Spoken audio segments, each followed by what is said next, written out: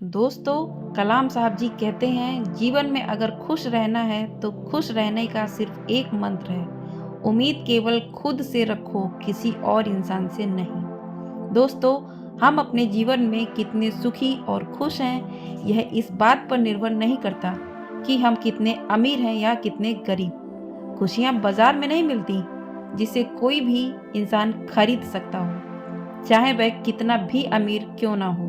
दोस्तों, आज मैं आप लोगों के साथ एक छोटी सी कहानी शेयर करना चाहती हूँ। बात उस समय की है जब कलाम जी छोटे बच्चे थे और उस समय जब वह प्राइमरी स्कूल में पढ़ते थे, तब एक दिन कलाम अपने भाई बहन के साथ बैठकर खाना खा रहे थे। तब कलाम की माँ उन्हें एक के बाद एक रोटियां देती जा रही थीं और वे खाते जा रहे थे। जब वे खाना खाकर उठे तो उनके बड़े भाई ने उन्हें एक तरफ बुलाया और डांटते हुए बोले, कलाम, तुम्हें पता है क्या हुआ है?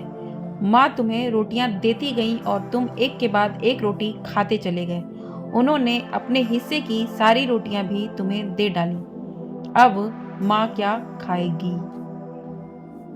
इतना सुनने के बाद कलाम कांपने लगे और उनका गला रुंध गया। वे खुद पर काबू नहीं रख पा रहे थे और वह दौड़कर माँ के पास गए और उनके गले से लिपटकर जोर जोर से रोने लगे। अपने लाडले कलाम को रोता देख माँ के आंखों से भी आंसू छलक पड़े।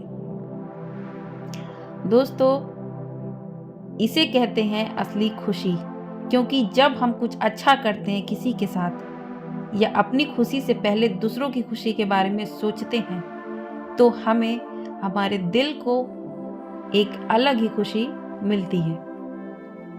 इसलिए दोस्तों, कलाम की माँ भी अपने हिस्से की रोटियां कलाम को देकर जो खुशी उन्हें मिल रही थी, शायद वो अगर खुद खाती तो उनको नहीं मिलती। फिर कलाम भी अपने परिवार की सहायता के लिए अखबार बेचने का काम किया करते थे, लेकिन उन्होंने कभी भी अपनी स्टडी के साथ कोई कंप्रोमाइज़ नहीं किया। दोस्तों, यही कलाम आगे चलकर अपने जीवन में इतने ऊंचे मुकाम को हासिल किया जिसकी लोग सिर्फ कल्पना ही करते हैं। वे अपनी लगन और मेहनत से एक महान साइंटिस्ट बने और देश को परमाणु शक्ति संपन्न बनाया। आज वे हमारे बीच नहीं हैं, फिर भी कलाम अपनी सादगी, नेकी और अपने कर्म के बदौलत हिंदुस्तान के नौजवानों के दिलों पर राज करते हैं। दोस्तों, यदि आप दूसरे की मदद करते हो, दूसरे के जीवन में खुशियां लाने का प्रयास करते हो, तो आपके जीवन में भी खुशियां स्वतः ही आ जाती हैं। कलाम कहते हैं कि अपने जीवन में जितना अच्छा कर सकते हो वह करो और बाकी सब भगवान पर छोड़ दो। दोस्तों, इसी बात को ध्यान में रखते हुए मैं आपको एक और छोटी सी कहानी बताती हूँ। एक बार एक विद्यार्थी अपने गुरुजी के साथ शाम को टहलने के लिए निकला। गुरुजी बहुत ही दयालु थे, जिसके कारण सभी विद्यार्थी उनका बहुत सम्मान किया करते थे। टहलते टहलते वे दोनों काफी दूर निकल गए और तभी उनकी नज़र एक जोड़ी जूते पर पड़ी जो काफी पुराना और फटा हुआ था।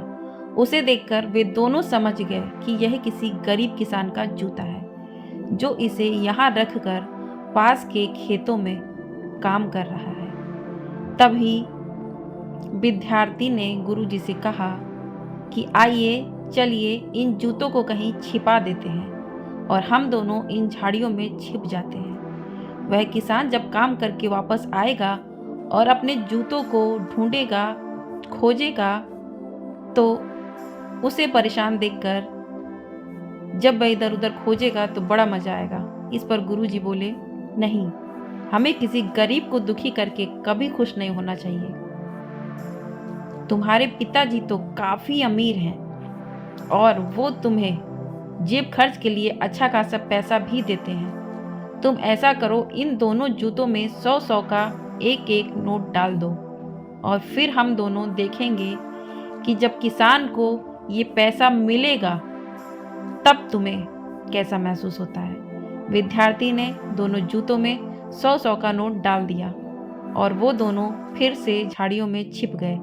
फिर जब वह किसान अपना काम खत्म करके वापस लौट आया जहाँ पर उसने अपना फटा हुआ जूता उतार रखा था, जैसे ही उसने अपना एक पैर जूते में डाला उसे लगा कि जूते में कोई कागज उड़ के आ गया है।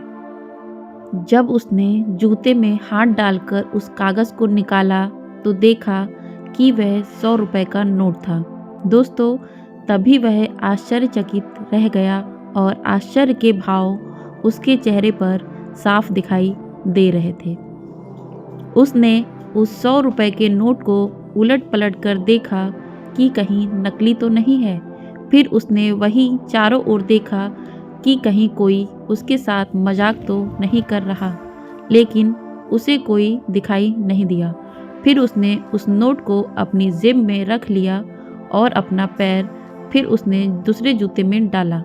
दूसरे जूते में भी 100 रुपए का नोट देखकर उसका आश्चर्य दुगना बढ़ गया।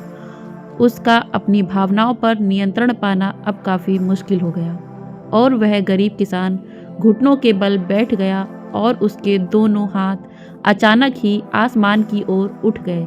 उसने आसमान की ओर देखा और भगवान का धन्यवाद करने लगा और कहने लगा कि हे भगवान, आप कितने दयालु हैं।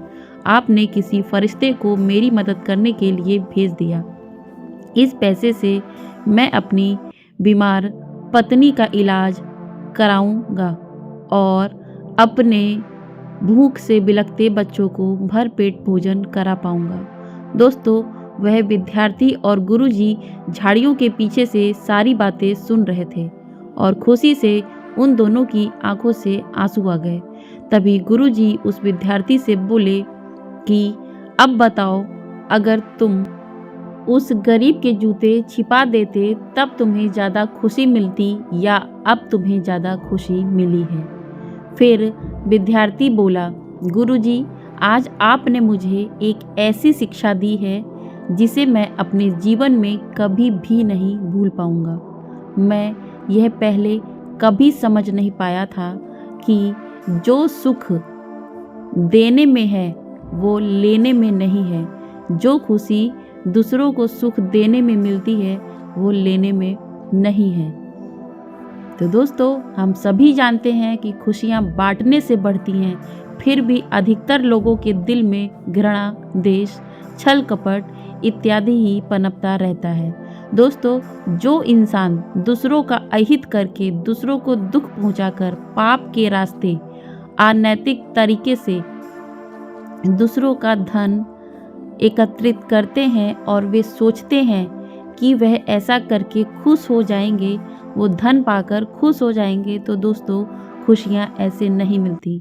जो इंसान किसी असहाय और ज़रूरतमंद लोगों की मदद करते हैं और जो दूसरों के जीवन में खुशियाँ लाते हैं, उसके जीवन में खुशियाँ अपने आप ही आ जाती हैं। दोस्तों, अब मैं उन लोगों से कुछ कहना चाहती हूँ जो बड़े से बड़ा मकान तो बनवा लेते हैं और उसमें मंदिर कहाँ होगा यह भी सोच लेते हैं, परंतु वह अपने बुजुर्ग माँ बाप के लिए एक कमरा बनवाना भूल जाते हैं और उन्हें अपने बूढ़े माँ बाप बोझ लगने लगते हैं। उन्हें लगता है कि उनकी शानदार लाइफ स्टाइल में वे फिट नहीं बैठ रहे हैं और वे भूल जाते हैं कि हमेशा से ही उनके माता पिता इतने बोझ नहीं थे। उन्होंने तो अपनी पूरी जिंदगी ही झोंक दी आपको इस लायक बनाने में जो आज आप हैं। और जब आप उन्हें अनदेखा करते हैं, उनका अनादर, उनका तिरस्कार करते हैं और फिर खुशियां ढूंढने के लिए मंदिर और मस्जिदों में जाते हैं, दोस्तों, जब आप अपने घर के सभी लोगों और अपने बूढ़े माँ बाप से प्यार करोगे, उनका आदर करोगे, उनका सम्मान करोगे, उनकी ज़िंदगी में खुशियाँ लाओगे, तो यकीन कीजिए दोस्तों, आपके भी जीवन में खुशियाँ खुद ही आ जाएंगी और आपको खुद में ही एक अलग सी खुशी महसूस होगी। दोस्तों, अपने माँ बाप को हमेशा सम्मान दो, प्यार दो और गरीबों की हमेशा मदद करो। जय हिंद। वीडियो को लाइक कीजिएगा, शेयर कीजिएगा।